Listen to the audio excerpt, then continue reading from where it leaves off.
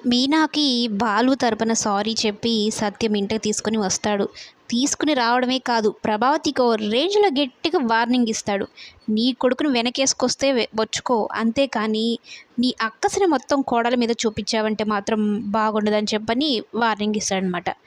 ఈలోపు మన హీరో బాలుగారు ఏం చేస్తుంటారంటే, హబ్బా పూలగంపలేని ఈ రూము ఎంత ప్రశాంతంగా ఉందో, యుద్ధం ముగిసిన తర్వాత వచ్చే నిశ్శబ్దం, సునామీ అయిపోయిన తర్వాత వచ్చే ప్రశాంతత ఎంత బాగుంటాయో, అంత హాయిగా ఉంది అని అయితే అనుకుంటూ ఉంటే మీనా అప్పుడే లోపలికి వస్తుందన్నమాట. మీనాని చూసి ఇది నా భ్రమ లేకుంటే కళ, అయినా ఇప్పుడే కదా వెళ్ళింది, అప్పుడే ఎలా వస్తుందిలే, రాదులే, అందులో మనం మామూలుగా గొడవ చేసామా అని అయితే అనుకుంటూ నిజమా కాదా అని ఒక దిండైతే ఇసిరేస్తాడు మీనా మీదకి. మీనా అంతే ఫోర్స్గా దిండును పట్టుకొని బాలు మీదకి విసిరేస్తుంది.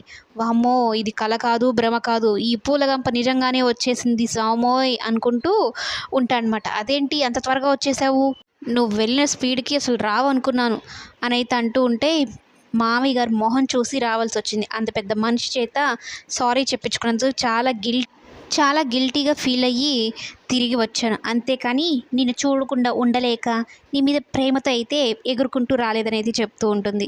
నువ్వు రావని నాకు తెలుసులే, మా నాన్న వెళ్తున్నాడు ముందే కానీ తెలుసుంటే అసలు పంపించేవాడిని కాదన్నట్టు మళ్ళీ కోపంగా ఎట్టకారంగా మాట్లాడుతూ ఉంటాడు. నన్ను ఇంకోసారి గుదిబండ అంటూ నా జీవితం నాశనం అయింది అన్నావంటే నిన్ను చంపి ఉప్పు పాత్రేస్తానంటూ వార్నింగ్ ఇస్తుంది బాలుకి.